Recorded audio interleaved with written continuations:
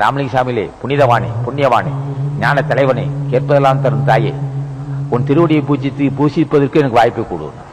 ராமலிங்கசாமிகளே, இந்த பாவின் பால் கருணை காட்டு என்று சொன்னால் போதும்.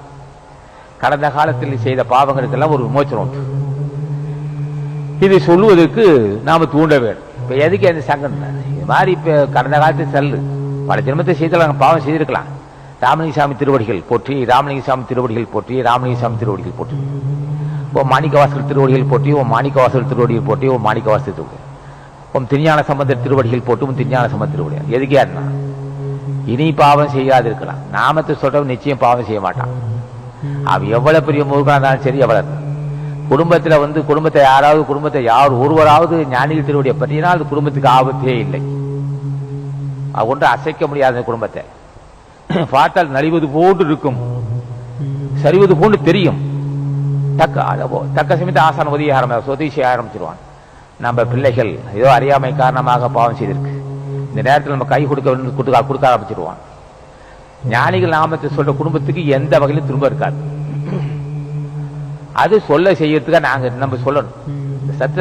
சன்மார்க்க சங்கம் ஞானிகள் பெருமையை பேசி அவர் திருடைய பட்ட செய்யணும். இப்ப கடவுள் உண்டு, கடவுள் எல்லாம் வல்ல கடவுள் தான் மனிதனாக இருக்கிறான். எல்லாம் வல்ல இயற்கை கடவுள் தான் மனிதனாக வந்திருக்கிறான். கடவுள் வேறு மனிதன் வேறு. நாம் எல்லாம் கடவுள், நாம் எல்லாம் சிவன் தான். ஆக நம்ம எல்லாம் சிவத்தின் கூட இருக்கிறோம். பாவத்தின் கூட நம்ம பாவம் செய்வது காரணமாக நிலை தாழ்ந்து இருக்கிறோம். ஆக அன்பர்கள் எல்லாம் அல்லும் சொன்னது போல துணை நலம் ஆக்கம் தருவும் வினை நலம் வேண்டி எல்லாம் தரும். முதல் பாடல், ஒரு நல்ல துணை இருக்கியா, பண்புள்ள மகன், பண்புள்ள மக்கள், சிறந்த அறிவாளி, சிறந்த தய சிந்தை உள்ளவன், சிறந்த கல்வியால் அவன் துணை இருந்தால் நல்ல சில ஆக்கம் உண்டாகும். தக்க மீது உதவி செய்வான், ஒரு வியாபாரத்துக்கு துணை செய்வான், ஏதோ அவர் வீடு கட்டவோ வியாபாரம் செய்வோ திருமணத்துக்கோ துணை இருப்பான். துணை நலம் ஆக்கம் தரும், வினை நலம் வேண்டி எல்லாம் தரும். நல்ல தூய்மையான வினை இருந்தா எல்லாமே தரும். தூய வினைக்கு என்ன வேண்டும்? சிறப்புரிவு வேண்டும்.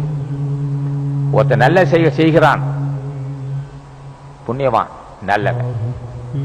இவன் பல பேர்த்து வயிற்று அடிச்சு பொருள் சேர்த்தவனாச்சே, அப்படி போகமாட்டார். அவரு தான் உண்டு, வேலை உண்டு, அவரு சம்பாதிச்சா நீதி இருக்கியா, நல்ல மனுஷன் அப்படின்னு நல்ல மனுஷன் பலர் சொன்னாவே அவன் நல்லவன். சான்றோர் துணையர் வினைதான் நல்ல வினை.